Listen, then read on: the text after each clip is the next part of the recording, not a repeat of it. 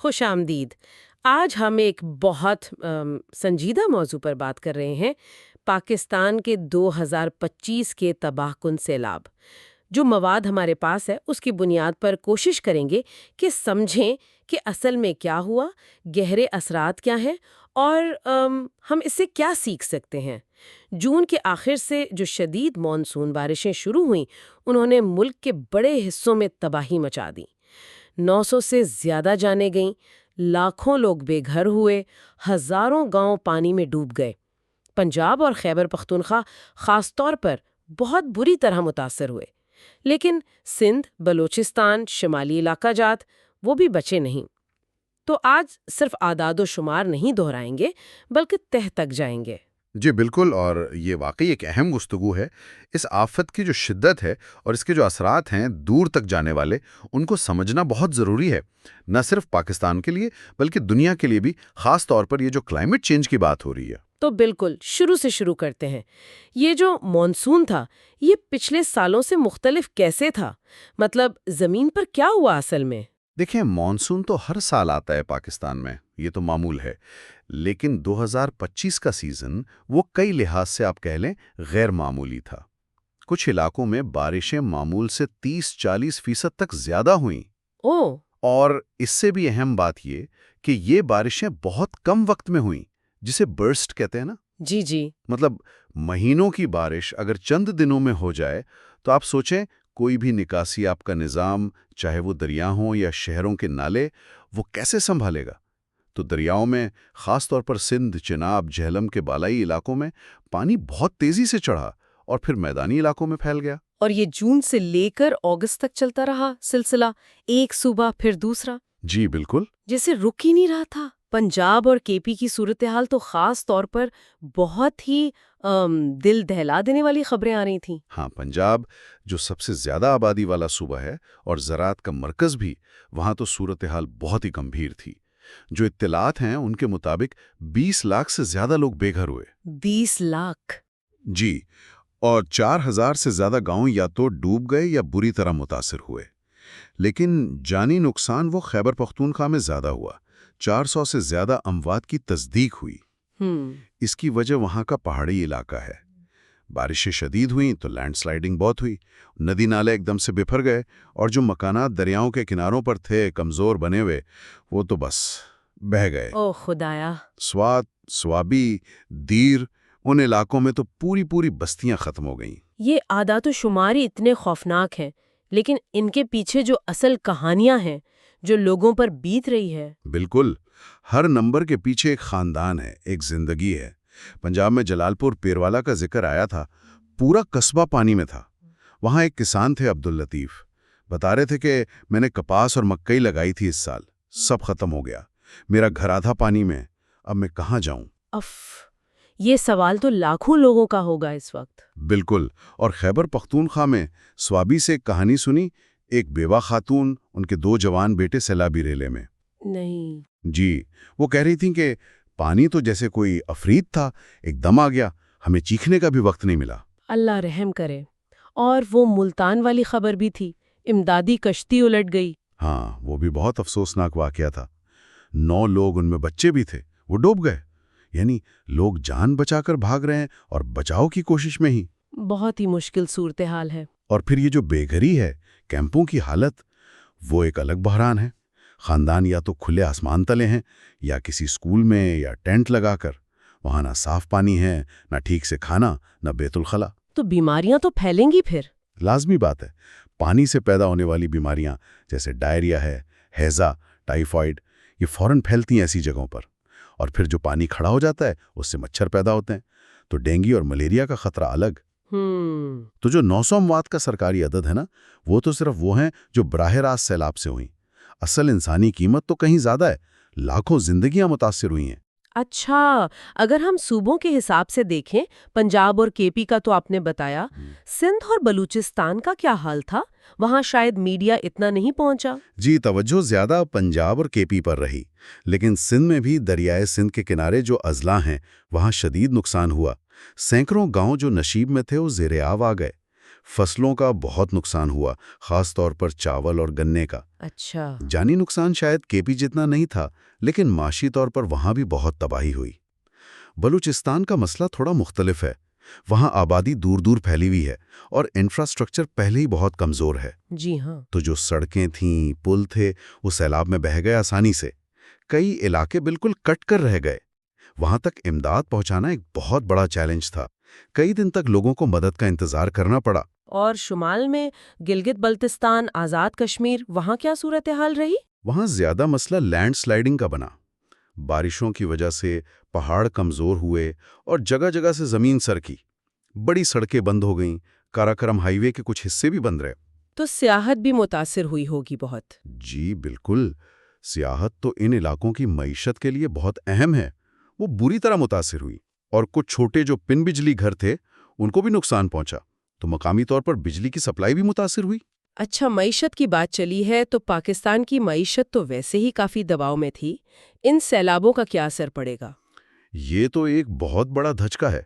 زراعت جو تقریباً 20% جی ڈی پی دیتی ہے اور 40% لوگوں کو روزگار، وہ تو براہ راست ہٹ ہوئی ہے۔ فصلیں تو تباہ ہوئی ہوں گی، کپاس، گندم، چاول۔ جی، کپاس، گندم، چاول، مکئی، گنا، ساری بڑی فصلیں متاثر ہوئی ہیں۔ اور کپاس کا نقصان خاص طور پر تشویشناک ہے، کیونکہ ٹیکسٹائل انڈسٹری، جو پاکستان کی سب سے بڑی ایکسپورٹ انڈسٹری ہے، وہ کپاس پر ہی چلتی ہے۔ تو اس کا اثر آگے برآمدات پر بھی آئے گا؟ بالکل آئے گا، اور صرف فصلیں نہیں۔ جانوروں کا نقصان دیہات میں تو بہت اہم ہوتے ہیں۔ جی بالکل، لاکھوں مویشی، بھینسیں، گائے، بکریاں، بھیڑیں وہ سیلاب میں بہہ گئے۔ ایک غریب کسان کے لیے تو یہ اس کا بینک اکاؤنٹ خالی ہونے کے برابر ہے، پوری جمع پونجی چلی گئی۔ صحیح کہہ رہے ہیں۔ پھر سڑکیں، پل، بجلی کے نظام کی تباہی، اس سے سپلائی چین متاثر ہوتی ہے۔ چیزیں لانا لے جانا مہنگا ہو جاتا ہے۔ شہروں میں کھانے پینے کی چیزیں مہنگی ہو رہی ہیں، چھوٹے کاروبار متاثر ہوتے ہیں۔ آئی ایم ایف نے بھی ٹھیک کہا ہے کہ اس سے پاکستان کے بجٹ پر بہت دباؤ آئے گا۔ امداد اور بحالی پر خرچ کرنا ضروری ہے، لیکن پیسہ آئے گا کہاں سے؟ یہ تو بہت مشکل صورتحال ہے۔ اچھا، صحت کے جو مسائل آپ بتا رہے تھے، کیمپوں میں بیماریاں پھیلنے کا خطرہ، اس پر تھوڑی اور بات کریں۔ جی، صحت کا بحران تو سیلاب کے ساتھ ساتھ چلتا ہے۔ جیسا میں نے کہا، پانی سے پیدا ہونے والی بیماریاں، ہیضہ، ٹائیفائڈ، اسہال، یہ کیمپوں میں جہاں صفائی اور پانی کا مسئلہ ہو وہاں بہت تیزی سے پھیل سکتی ہیں۔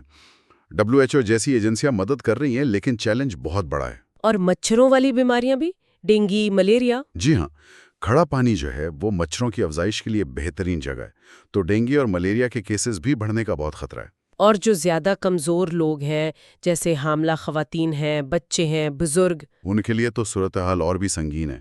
اسپتال جانا مشکل یا ناممکن، بچوں کے حفاظتی ٹیکے رہ جاتے ہیں، اس سے آگے چل کر اور بیماریاں پھیلنے کا ڈر رہتا ہے۔ اور ایک چیز جسے ہم اکثر بھول جاتے ہیں، وہ ہے ذہنی صحت۔ ہاں، یہ بہت اہم نکتہ ہے۔ اپنا گھر، اپنا سب کچھ کھو دینا، کبھی کبھی اپنے پیاروں کو کھو دینا، اس کا صدمہ بہت گہرا ہوتا ہے۔ ڈپریشن، اینگزائٹی، PTSD، یہ چیزیں متاثرین میں بہت عام ہو سکتی ہیں۔ اس کے لیے بھی مدد کی ضرورت ہوتی ہے۔ بالکل۔ اچھا، حکومت نے کیا اقدامات کیے اور بین الاقوامی سطح پر کیا مدد ملی؟ NDMA کا نام سنا تھا؟ حکومت نے پہلا قدم تو یہ کیا کہ پنجاب اور KP میں ایمرجنسی لگا دی، فوج کو بلایا گیا، اور NDMA جو نیشنل ڈیزاسٹر مینجمنٹ اتھارٹی ہے، انہوں نے ریسکیو اور ریلیف آپریشنز کو کوارڈینیٹ کرنے کی کوشش کی۔ کشتیاں، ہیلی کاپٹر، راشن، خیمے، یہ سب پہنچایا گیا۔ لیکن ظاہر ہے، اتنے بڑے پیمانے کی آفت میں کوارڈینیشن ہمیشہ ایک مسئلہ رہتا ہے۔ کچھ جگہوں سے شکایات بھی آئیں کہ امداد دیر سے پہنچی۔ اور کبھی کبھی افسوس کی بات ہے کہ وفاقی اور صوبائی حکومتوں میں تھوڑی سیاسی بیان بازی بھی نظر آئی، جو ایسے وقت میں نہیں ہونی چاہیے۔ صحیح۔ اور دنیا سے کیا رد عمل آیا؟ اقوام متحدہ کی ایجنسیاں متحرک ہوئیں۔ ورلڈ فوڈ پروگرام خوراک دے رہا ہے، WHO صحت میں مدد کر رہا ہے، بہت سی NGOز ہیں، مقامی بھی اور بین الاقوامی بھی، جیسے ایدی فاؤنڈیشن، الخدمت، اسلامی ریلیف، وہ زمین پر بہت اچھا کام کر رہی ہیں۔ جی، ان کا کام تو ہمیشہ قابل تعریف ہوتا ہے۔ کئی ممالک نے امداد کا وعدہ بھی کیا ہے، سامان بھی بھیجا ہے، لیکن ایک تاثر یہ ہے کہ شاید 2022 کے سیلابوں کے مقابلے میں اس بار عالمی توجہ اتنی زیادہ نہیں رہی۔ اس کی کیا وجہ ہو سکتی ہے؟ شاید دنیا میں اور بھی بہت سے بحران چل رہے ہیں، بے وقت تو توجہ بٹ گئی۔ یہ ممکن ہے۔ اچھا، اب وہ سوال جو سب پوچھ رہے ہیں، یہ صرف موسم کی شدت تھی یا اس میں کلائمیٹ چینج، موسمیاتی تبدیلی کا بھی دخل ہے؟ یہ بہت اہم سوال ہے اور اس کا جواب ہاں اور نہ دونوں میں ہے۔ مطلب یہ ایک پیچیدہ معاملہ ہے۔ دیکھیں، مانسون تو ایک قدرتی عمل ہے، لیکن کلائمیٹ چینج کیا کر رہا ہے؟ وہ اس کی شدت کو بڑھا رہا ہے۔ کیسے؟ سائنس یہ کہتی ہے کہ جب ہوا گرم ہوتی ہے تو اس میں نمی جذب کرنے کی صلاحیت بڑھ جاتی ہے۔ اچھا۔ تو جب بارش ہوتی ہے تو وہ زیادہ شدید ہوتی ہے، کم وقت میں زیادہ پانی برستا ہے۔ یہی ہم نے دیکھا۔ اور پاکستان تو ان ٹاپ 10 ممالک میں ہے جو کلائمیٹ چینج سے سب سے زیادہ متاثر ہو رہے ہیں۔ حالانکہ ہمارا اپنا حصہ اس میں بہت کم ہے۔ جی، 1% سے بھی کم عالمی اخراج میں ہمارا حصہ ہے، لیکن قیمت ہم زیادہ چکا رہے ہیں۔ یہ ایک ناانصافی ہے۔ اور کیا وہ جو شمال میں گلیشیئر پگھل رہے ہیں اس کا بھی کوئی تعلق ہے؟ بالکل ہے۔ گلیشیئرز تیزی سے پگھل رہے ہیں گرمی کی وجہ سے۔ جب شدید بارشیں ہوتی ہیں اور ساتھ میں گلیشیئر کا پگھلا ہوا پانی بھی دریاؤں میں آتا ہے تو پانی کی مقدار اچانک بہت زیادہ ہو جاتی ہے۔ اسے GOLF کہتے ہیں، glacier lake outburst flood. اس سے سیلاب اور بھی خطرناک ہو جاتا ہے۔ لیکن صرف کلائمیٹ چینج کو الزام دینا بھی ٹھیک نہیں۔ مقامی مسائل بھی ہیں۔ جیسے دریاؤں کے جو قدرتی راستے ہیں ان پر تجاوزات کر لینا، مکان بنا لینا، جنگلات کاٹ دینا، شہروں کو بغیر منصوبہ بندی کے پھیلاتے جانا، اور پانی کے نکاسی کے جو قدرتی راستے ہیں، نالے وغیرہ، ان کو بند کر دینا۔ تو جب شدید بارش ہوتی ہے تو پانی کو نکلنے کی جگہ نہیں ملتی اور وہ پھر تباہی مچاتا ہے۔ تو مطلب یہ عالمی مسئلہ بھی ہے اور مقامی گورننس کا مسئلہ بھی۔ جی بالکل، دونوں چیزیں مل کر اس قدرتی آفت کو ایک بڑے انسانی المیے میں بدل دیتی ہیں۔ تو اب آگے کیا؟ اس تجربے سے کیا سبق سیکھا؟ مستقبل میں کیا کرنے کی ضرورت ہے تاکہ ایسا دوبارہ نہ ہو یا کم از کم نقصان کم ہو؟ یہی سب سے اہم سوال ہے۔ فوری امداد تو چل رہی ہے، لیکن اصل کام اب شروع ہوتا ہے مستقبل کے لیے تیاری۔ چند چیزیں تو بالکل واضح ہیں۔ پہلا، ہمیں اپنا ارلی وارننگ سسٹم یعنی قبلہ از وقت اطلاع دینے کا نظام بہت بہتر بنانا ہوگا۔ ٹیکنالوجی تو شاید ہو، لیکن کیا وہ لوگوں تک پہنچتی ہے؟ یہی نکتہ ہے۔ سسٹم کو کمیونٹی کی سطح تک مؤثر بنانا ہے۔ لوگوں کو پتا ہو کہ خطرہ ہے اور انہیں کہاں جانا ہے، کیسے جانا ہے۔ صرف سائرن بجانا کافی نہیں۔ دوسرا، انفراسٹرکچر۔ ہمیں سڑکیں، پل، مکانات یہ سب ایسے بنانے ہوں گے جو شدید موسم جھیل سکیں۔ خاص طور پر دریاؤں کے قریب والے علاقوں میں۔ جی بالکل، وہاں تعمیرات کے قوانین پر سختی سے عمل ہونا چاہیے۔ یہ مہنگا کام ہے، لیکن بار بار کی تباہی سے سستا ہے۔ تیسرا، زراعت۔ ہمیں ایسی فصلیں لانی ہوں گی جو پانی کی کمی یا زیادتی برداشت کر سکیں۔ آبپاشی کا نظام بہتر کرنا ہوگا اور کسانوں کے لیے کوئی انشورنس کا نظام ہو تاکہ نقصان ہو تو پھر سے کھڑے ہو سکیں۔ جی ہاں، یہ بہت ضروری ہے۔ چوتھا، شہری منصوبہ بندی۔ دریاؤں کے کنارے نالوں کے راستے بالکل صاف رکھنے ہوں گے، کوئی تجاوزات نہ ہوں۔ شہر پھیلیں لیکن پلان کے ساتھ، پانی کے نکاس کا خیال رکھ کر۔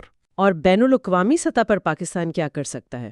آپ نے وہ لاس اینڈ ڈیمیج فنڈ کی بات کی۔ جی، پانچواں نقطہ یہی ہے، پاکستان کو عالمی سطح پر، خاص طور پر کلائمیٹ چینج کی جو میٹنگز ہوتی ہیں، وہاں اپنا کیس مضبوطی سے لڑنا چاہیے کہ ہمیں لاس اینڈ ڈیمیج فنڈ سے مدد ملنی چاہیے، کیونکہ یہ نقصان ان ممالک کی وجہ سے ہو رہا ہے جنہوں نے زیادہ آلودگی پھیلائی ہے۔ صحیح۔